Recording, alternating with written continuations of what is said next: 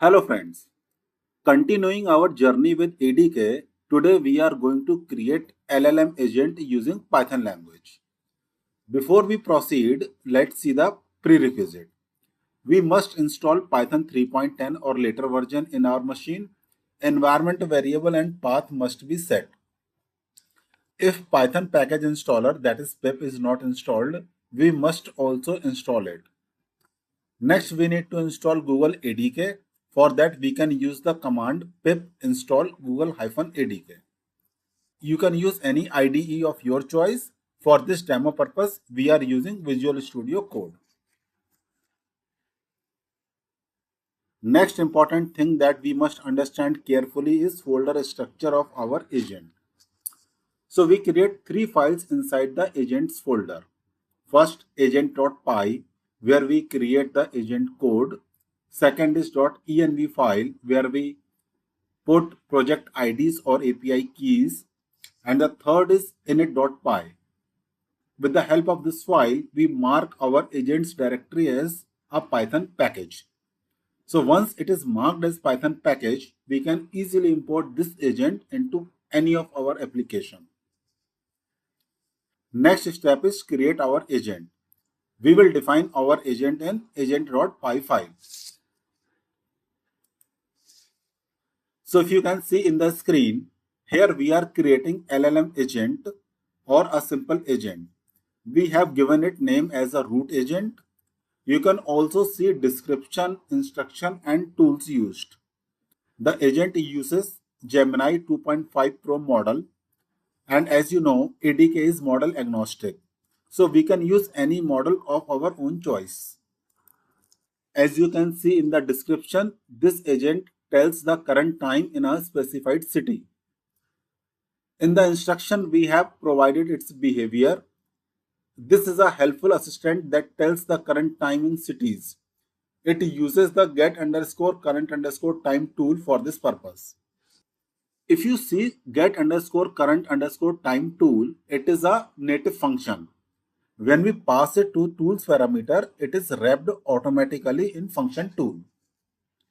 Now if you see get_current_time tool function, here we have hard-coded time as 10:30 a.m. and that is done only for the demo purpose. You can modify the function as per your need. In our case, the agent will always return time as 10:30 a.m. irrespective of the city we provide.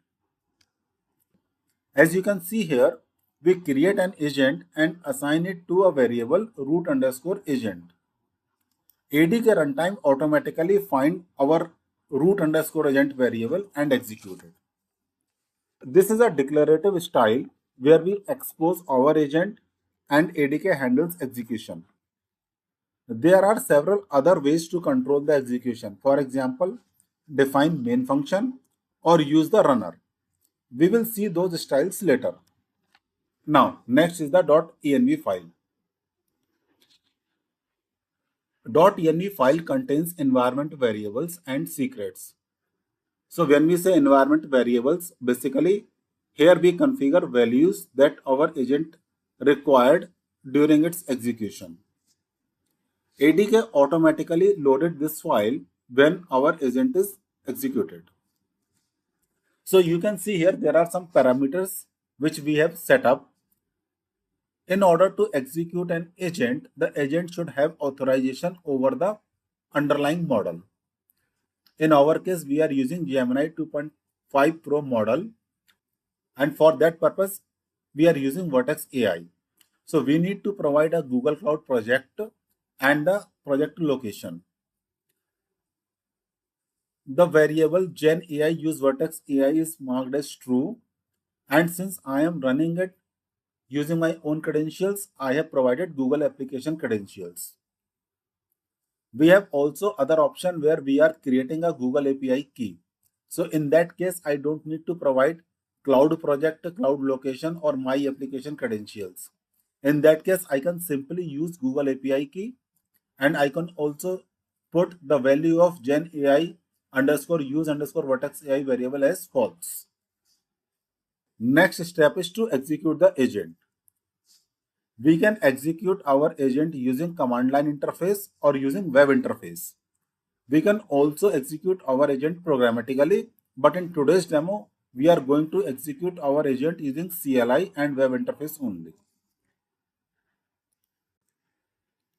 In order to execute our agent using CLI, I need to type the command ADK_run and my agent folder name, which is my_agent.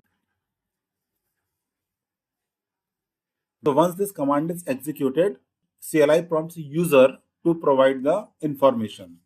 So I provide here hi.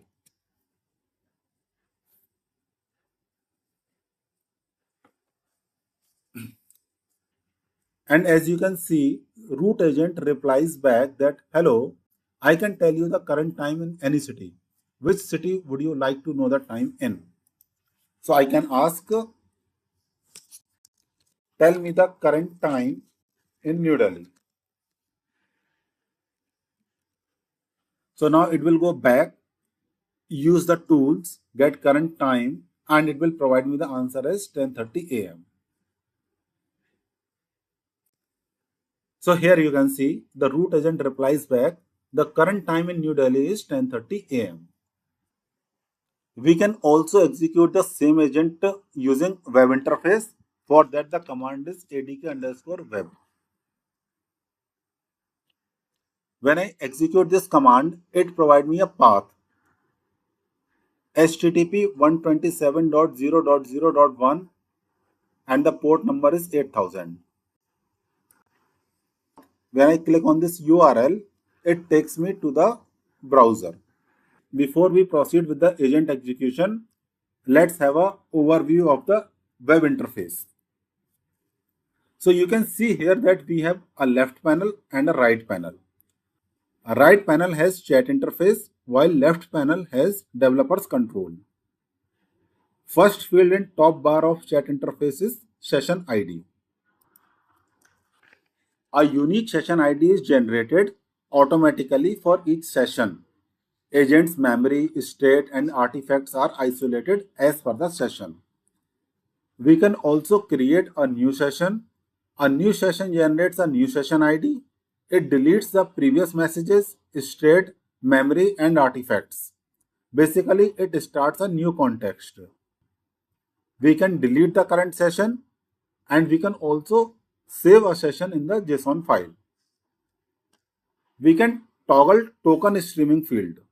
When it is disabled, it displays full response of the agent.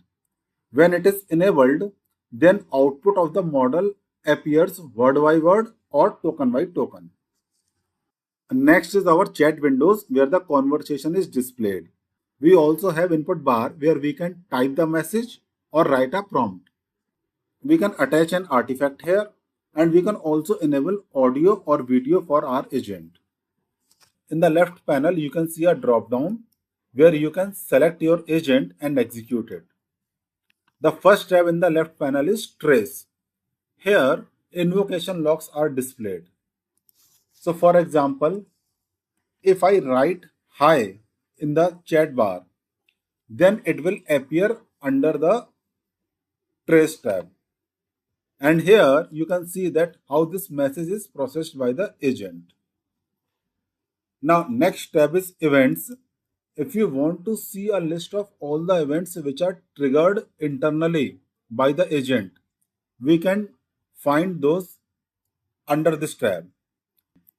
Now this is useful in workflow or tool called debugging. Next tab is state. You can find here memory and variable states during execution of our agent. Artifacts tab stores all the artifacts, whether it's a JSON or any file which is generated during execution of our agent. In the sessions tab, we can manage multiple sessions and find out corresponding variables state. The last tab here is eval. It is used to evaluate performance of our agent.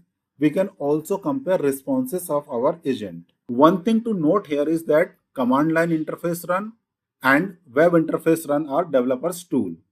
These are used for development, test, debugging and demo of our agent. When we deploy our agent in production, Then we deploy agents as proper services with APIs, scaling and monitoring. When I ask my agent what is the current time in New Delhi, it uses the tool get underscore current underscore time and provide the answer that current time in New Delhi is 10:30 a.m. Now we can see here under trace that first invocation was hi and second was my question. And we can also see how it was processed. When we put the question what is the current time in New Delhi, the agent executed the tool to get the time. You can see here that root underscore agent is our agent and it is calling get underscore current underscore time tool to find out the time.